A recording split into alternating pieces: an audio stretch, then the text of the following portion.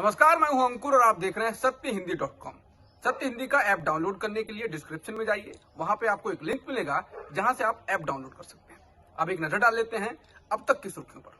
किसान संगठनों और सरकार के बीच 10वें दौर की बातचीत खत्म हो गई है। बैठक में सरकार ने किसानों को प्रस्ताव दिया कि कानूनों पर जो रोक सुप्रीम कोर्ट ने लगाई है उसको हम आगे बढ़ाने के लिए तैयार हैं। इस बीच एक कमेटी बना लेते हैं जिसमें सरकार और किसान दोनों के प्रतिनिधि शामिल हों, और जब कमेटी इन कानूनों के बारे में रिपोर्ट देगी तब इन कानूनों के बारे में सोचा जाएगा। तब तक रोक रहेगी, लेकिन किसान संगठनों ने इस प्रस्ताव को खारिज कर दिया। किसानों का कहना है कि हम कानूनों को खत्म कराकर ही मानेंगे। अब अगली बैठक 22 जनवरी को होगी।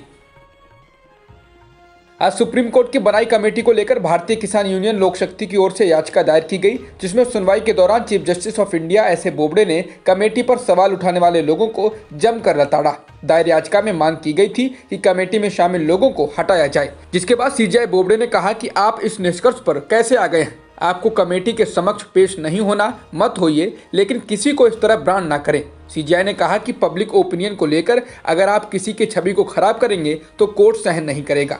कोर्ट में शामिल लोग कृषि के क्षेत्र के जाने माने और प्रतिभाशाली लोग हैं, वे विशेषज्ञ हैं। आप उनकी छवि केवल इसलिए खराब नहीं कर सकते हैं क्योंकि उन्होंने पहले कृषि कानूनों पर अपने विचार रखे हैं। सुनवाई के दौरान सीजेआई ने कहा कि हमें यह समझ नहीं आ रहा है कि सुप्रीम कोर्ट एक समिति नियुक्त करता है और आप समिति के लोगों की प्रतिष्ठा को छिन्न भिन्न कर देते हैं। सीजेआई ने कहा कि कमेटी को हमने फैसला करने का अधिकार नहीं दिया है, तो फिर पक्षपात की बात कैसे हुई? आप बिना सोचे समझे बयान देते हैं। किसी ने कुछ कहा तो वह अयोग्य हो गया। भूपेंद्र मान ने कानूनों को संशोधित करने के लिए कहा था। आप कह रहे हैं कि वो कानूनों के समर्थन में हैं। आप इस तरह के लोगों को ब्रांड नहीं कर सकते। लोगों की राय होनी चाहिए। यहाँ तक कि सबसे अच्छे न्यायाधीशों की भी कुछ राय होती है, जबकि वो दूसरी तरफ निर्णय भी देते हैं।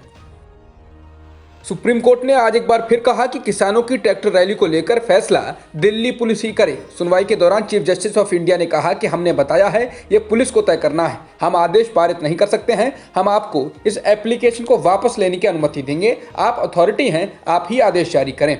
इसके बाद सरकार के वकील ने कहा कि आप एप्लीकेशन को पेंडिंग रखेंगे। इस पर सीजेआई ने कहा कि नहीं, हम इसको पेंडिंग नहीं रखने वाले हैं। इसको लेकर कोर्ट का काम नहीं है फैसला करना, इसके लिए आपके पास पावर है।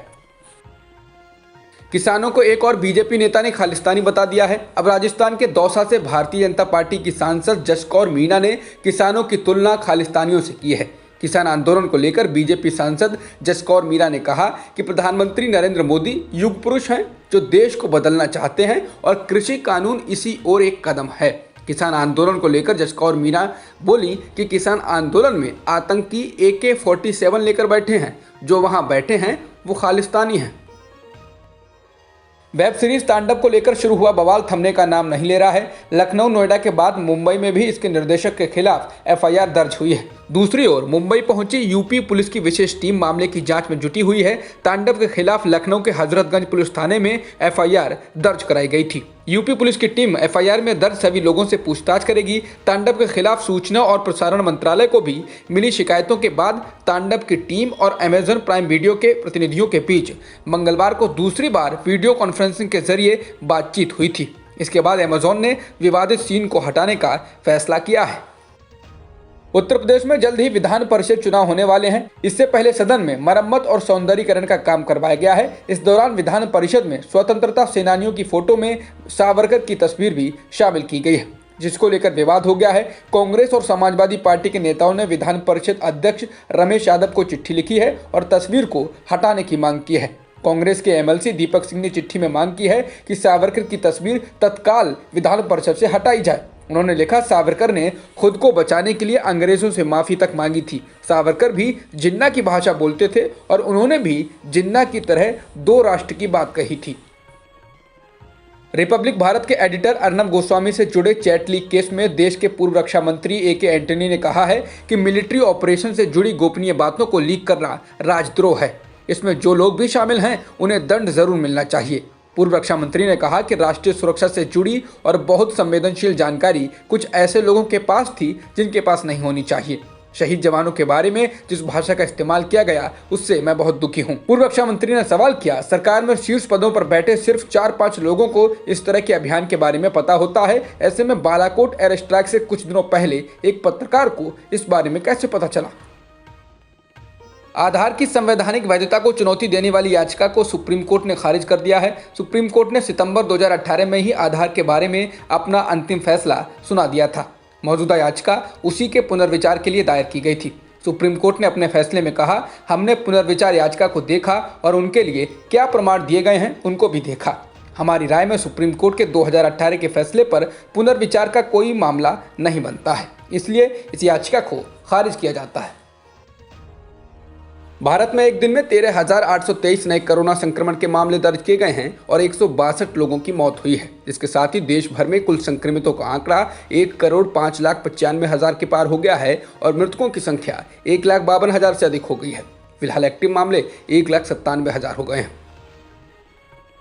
अमेरिकी राष्ट्रपति डोनाल्ड ट्रंप ने पद छोड़ने से पहले अपने पुराने सहयोगी रहे स्टीव बैनन की दया याचिका स्वीकार कर ली है। राष्ट्रपति के तौर पर काम के अपने आखिरी घंटों में उन्होंने 73 से अधिक लोगों की दया याचिका स्वीकार की है, जबकि 70 और लोगों की सजा कम करने का फैसला किया है। 2016 के राष्ट्रपति पद के चुनाव अभियान के दौरान स्टीव बैनन ट्रंप के महत्वपूर्ण सलाहकारों में से एक थे। बीते साल अमेरिका मैक्सिको के बीच दीवार बनाने के लिए उन्हें फंड इकट्ठा करने की जिम्मेदारी सौंपी गई थी। उन पर आरोप लगा कि उन्होंने 3 और लोगों के साथ मिलकर वी बिल्ड द वॉल अभियान के तहत हजारों दानदाताओं को धोखा दिया। इस अभियान के तहत $250 लाख एकत्र किए गए थे। बैनन पर आरोप लगाया गया कि उन्होंने पर्सनल खर्च के तौर पर कम से कम $10 लाख खर्च किए। नए अमेरिकी राष्ट्रपति जो बाइडेन के शपथ ग्रहण समारोह से कुछ घंटे पहले ईरान के राष्ट्रपति हसन रूहानी ने उनसे 2015 के ईरान परमाणु समझौते पर लौटने की अपील की है और कहा है कि वो ईरान पर लगाए गए प्रतिबंध हटाएं। कैबिनेट की एक अहम बैठक में राष्ट्रपति हसन रूहानी ने कहा कि नए अमेरिकी राष्ट्रपति को अंतर्राष्ट्रीय समझौतों का सम्मान करना होगा। उन्होंने कहा कि अगर अमेरिका ऐसा करता है तो ईरान भी सकारात्मक प्रतिक्रिया देगा। अमेरिका के नवनिर्वाचित राष्ट्रपति जो बाइडेन आज शपथ ग्रहण करेंगे। बाइडेन शपथ लेने के बाद पहले ही दिन डोनाल्ड ट्रंप का मुस्लिम ट्रैवल बैन खत्म करेंगे। वो सीमा पर दीवार का काम भी रोकेंगे। वहीं शपथ ग्रहण से पहले राजधानी को किले में तब्दील कर दिया गया है। वॉशिंगटन शहर में करीब 25,000 सैनिक तैनात कर दिए गए हैं। कैपिटल हिल पर हुई घटना को देखते हुए अमेरिकी प्रशासन ने इतनी सावधानी बरती है। ऑस्ट्रेलिया के 3 धुरंधर खिलाड़ियों स्टीव स्मिथ, ग्लेन मैक्सवेल और आरोन फिंच को आईपीएल से बड़ा झटका लगा है। इन तीनों को ही उनकी टीमों ने रिलीज कर दिया है। स्टीव स्मिथ को राजस्थान रॉयल्स ने करार खत्म होते ही रिलीज करने का फैसला किया तो रॉयल चैलेंजर्स बेंगलोर ने आरोन फिंच को बाहर का रास्ता दिखा दिया है। दूसरी ओर यूएई में खेले गए आईपीएल में बुरी तरह फ्लॉप रहे ग्लेन मैक्सवेल को किंग्स 11 पंजाब से बाहर होना पड़ा है। अब तक की खबरों में इतना ही। बाकी खबरों के लिए बने रहिए सत्यहिंदी.com के साथ। सत्य हिंदी का ऐप डाउनलोड करें गूगल प्ले स्टोर पर।